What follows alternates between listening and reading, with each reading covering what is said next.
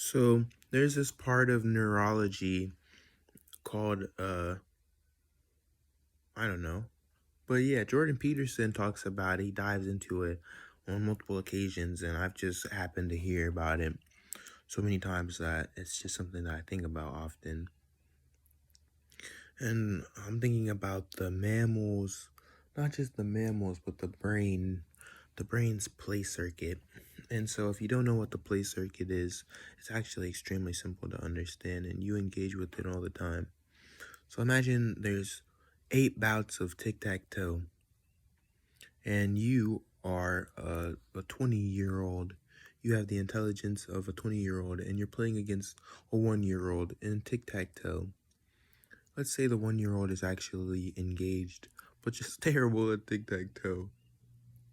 You, being a 20-year-old, you'll sit there and you could beat them 8 times in a row. You could get 8 straight wins. But then, what would be the point of that? The child is not going to have any fun, going to be probably very sad, sour, angry that they didn't get a single win. And then they don't want to play again. And not only that, you got to think about the fact that for you, is that stimulating? Because after, say you did 4 sets of 8 where you won every single time, there's no game there. You're not playing. You're just completely dominating them. And so I started thinking about how the play circuit was applicable to the one that is engaging in the one that's more dominant, the one that can win, the one that's better. And it really carries over like everywhere. You think of it like Fortnite. When you look at those little kids that are playing, they develop their group. You can tell who in the group is good and who in the group is bad based on their banter. Like if someone never gets talked down on, or they only ever get talked down on in like the most boisterous, blasphemous manner, then you know that that person is fucking goated. But if someone's always getting ragged on and they didn't even do something wrong, then that person's so bad that some individuals in the group think that when they do bad, bringing them up is enough of a scapegoat to get the blame off of them, because that person is always bad, doing way worse than them. Anyway, what I'm trying to say is that sometimes the people at the top of the group, you would think, oh, they're going to go forward in a manner of trying to protect the group, going for the dub every game. But no, really, if you look at the multiple groups, look at the people who have the best stats, and I swear, those individuals who are like the hard carry, they're the ones who are fucking around the most.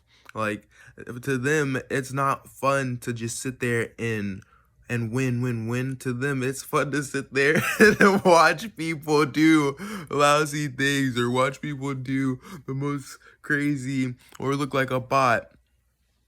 It's just fun to engage with people in the game.